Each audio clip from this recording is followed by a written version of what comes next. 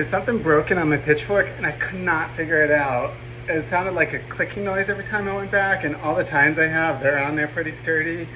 Usually it sometimes will break there, but there's no cracks there. So maybe the wood is like cracking under this screw, and every time I go like that, that's what's creaking.